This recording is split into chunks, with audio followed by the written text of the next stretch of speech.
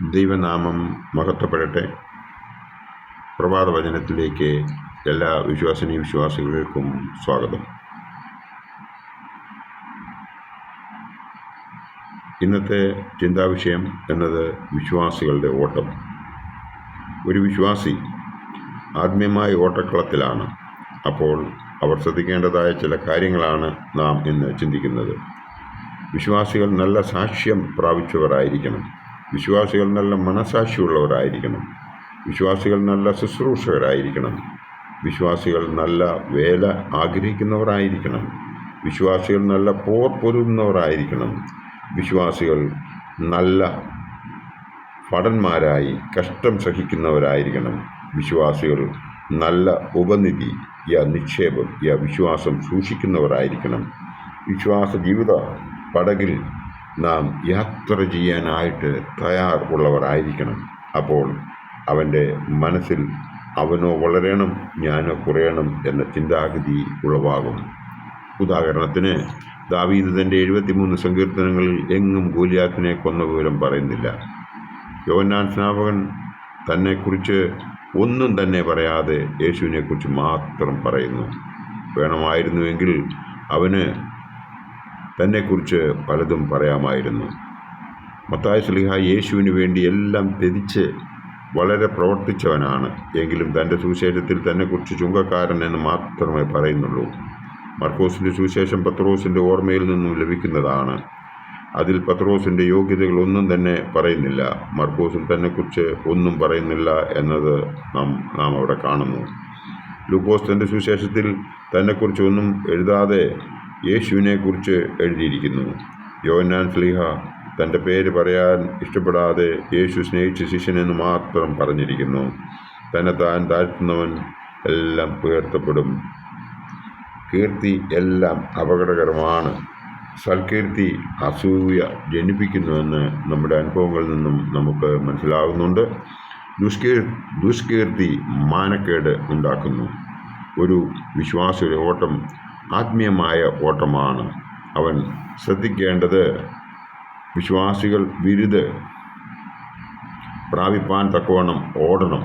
ജീവിതം വിലയുള്ളതാണ് എന്നുള്ളത് അവൻ മറക്കാതെ മുമ്പോട്ട് പ്രവർത്തിക്കുന്നു എങ്കിൽ നമുക്ക് പരിശുദ്ധനായ പൗലോസ് ശ്ലീഹ കൊരിന്ത്യർക്ക് എഴുതിയ 1-ാം ലേഖനം 9-ാം അധ്യായം 24-ാം വാക്യത്തിൽ എന്താണ് പറയുന്നത് എന്ന് നമുക്കൊന്ന് നോക്കാം. ഓട്ടക്കളത്തിൽ ഓടുന്നവർ എല്ലാവരും ഓടുന്നുവെങ്കിലും ഒരുവനെ ബിരുദ് പ്രാപിക്കുന്നുള്ളൂ എന്ന് അറിയുന്നില്ലയോ? നിങ്ങളും പ്രാപിപ്പാൻ തക്കവണ്ണം ഓടുവീൻ എന്നാണ് ഇവിടെ പറയുന്നത്.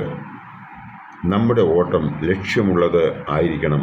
ദൈവത്തിനെ കാണുവാനുള്ള ഓട്ടമായിരിക്കണം നമ്മുടേത്. ആ ഓട്ടത്തിൽ ജയിക്കുന്നവർ മാത്രമേ രക്ഷ പ്രാപിക്കുകയുള്ളൂ എന്നുള്ളതിന് യാതൊരു സംശയവുമില്ല. രണ്ടാമത്തെ പോയിന്റ്, വിശ്വാസി നിശ്ചയത്തോടെ ഓടണം എന്നാണ് പറയുന്നത്. വിശ്വാസി നിശ്ചയത്തോടെ ഓടുന്നതിന് വേണ്ടി എന്താണ് ചെയ്യേണ്ടത്? പരിശുദ്ധനായ പൗലോസ് ശ്ലീഹ കൊരിന്ത്യർക്ക് എഴുതിയ ലേഖനം 1-ാം ലേഖനം 9-ാം അധ്യായം 26-ന്റെ ആദ്യ ഭാഗത്ത് ഇപ്രകാരം പറയുന്നു: ആകയാൽ ഞാൻ നിശ്ചയമില്ലാത്തവൻ വണ്ണമല്ല ഓടുന്നത്. ജീവിത ലക്ഷ്യം നമ്മുടേത് രക്ഷിതാവിന് വേണ്ടി ഉള്ളതായിരിക്കണം. എങ്കിൽ മാത്രമേ അവന് വിശ്വാസം കാത്തു സൂക്ഷിക്കുവാൻ സാധിക്കുകയുള്ളൂ എന്ന് ഈ ഭാഗം നമ്മെ ഓർപ്പിപ്പിക്കുന്നു. മൂന്നാമത്തെ പോയിന്റ്, വിശ്വാസി ദുർനടപ്പ് വിട്ട് ഓടണം എന്നാണ് പറയുന്നത്. പരിശുദ്ധനായ പൗലോസ് ശ്ലീഹ കൊരിന്ത്യർക്ക് എഴുതിയ 1-ാം ലേഖനം 6-ാം അധ്യായം 18-ാം വാക്യത്തിൽ ഇപ്രകാരം പറയുന്നു: ദുർനടപ്പ് വിട്ട് ഓടുവീൻ. മനുഷ്യൻ ചെയ്യുന്ന ഏത് പാപവും ശരീരത്തിന് പുറത്താകുന്നു. ദുർനടപ്പുകാരനോ സ്വന്തം ശരീരത്തിന് വിരോധമായി പാപം ചെയ്യുന്നു എന്ന് പറയുന്നു.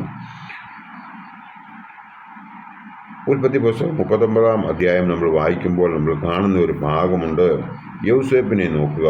അവൻ പോത്തിഫർ എന്ന മിസ്രൈമിൻ്റെ ഭാര്യയ്ക്ക് വഴങ്ങാത്തതിനാൽ അല്പം കഷ്ടം സഹിക്കേണ്ടി വന്നു. എന്നാൽ അവൻ പിന്നീട് മിസ്രൈമിൽ മഹാമന്ത്രിയായി. ആകയാൽ നാം ദുർനടപ്പ് വിട്ട് ദൈവത്തിനെ ആശ്രയിച്ച് അവങ്കിലേക്ക് ഓടുക എന്നുള്ളതാണ് പരിശുദ്ധനായ പൗലോസ് ശ്ലീഹ പറയുന്നതും യൗസേപ്പിനെ കുറിച്ച് ഉൽപ്പത്തി പുസ്തകം 39-ാം അധ്യായത്തിൽ പറയുന്നതും.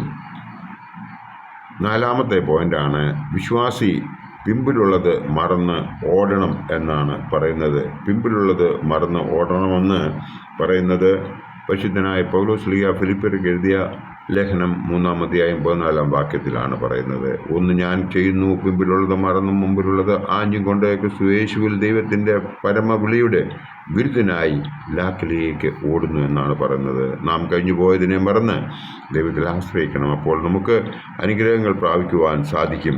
ഉദാഹരണം, ലോത്തിൻ്റെ ഭാര്യയെ നോക്കുക.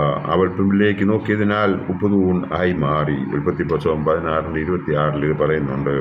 യോനാ പ്രവാചകനെ നോക്കുക. അവൻ ദൈവത്തിൻ്റെ ശക്തിയെ മറന്ന് തർശീസിലേക്ക് ഓടിപ്പോകാൻ ശ്രമിച്ചു. അവന് സാധിച്ചില്ല. യോനാ 4:48 പ്രകാരം എഴുതിയിരിക്കുന്നു.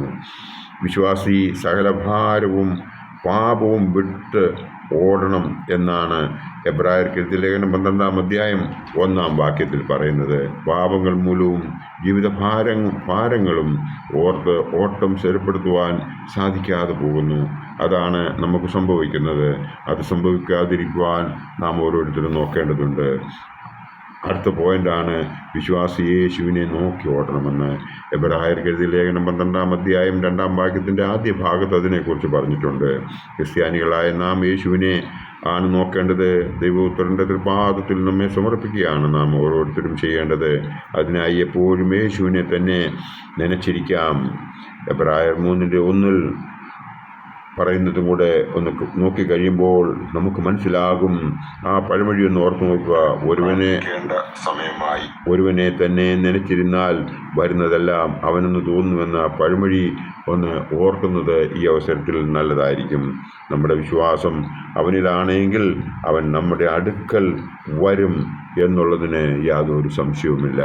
മുകളിൽ പറഞ്ഞതായ ആ 6 കാര്യങ്ങൾ നമ്മൾ ഒന്ന് ഓർത്തിരിക്കുന്നുവെങ്കിൽ നമുക്ക് നീതിയുടെ കിരീടം ലഭിക്കുന്നതിനായിട്ട് നമുക്ക് പ്രവർത്തിക്കാൻ സാധിക്കും. 2 തീമോഥെയോസ് 4:7-8 ഇതിനെക്കുറിച്ച് പറയുന്നുണ്ട്. യാക്കോബ് ശ്ലീഹായുടെ പൊതുവിനെഴുതിയ ലേഖനം 1-ാം അധ്യായം 12-ാം വാക്യത്തിൽ പറയുന്നുണ്ട്, പരീക്ഷ സഹിക്കുന്ന മനുഷ്യന് എന്താണ് ലഭിക്കുന്നതെന്ന്. പത്രോസ് ശ്ലീഹായുടെ പൊതുവിനെഴുതിയ 1-ാം ലേഖനം 5-ാം അധ്യായം 4-ാം വാക്യത്തിൽ പ്രകാരം പറയുന്നു, എന്നാൽ ഇടയ ശ്രേഷ്ഠൻ എന്താണ് ചെയ്യേണ്ടതെന്ന് അവിടെ പറയുന്നുണ്ട്. വെളിപാട് പുസ്തകം 2-ാം അധ്യായം 10-ാം വാക്യത്തിൽ നീ സഹിപ്പാനുള്ളത് പേടിക്കേണ്ട എന്നാണ് ഇവിടെ പറയുന്നത്.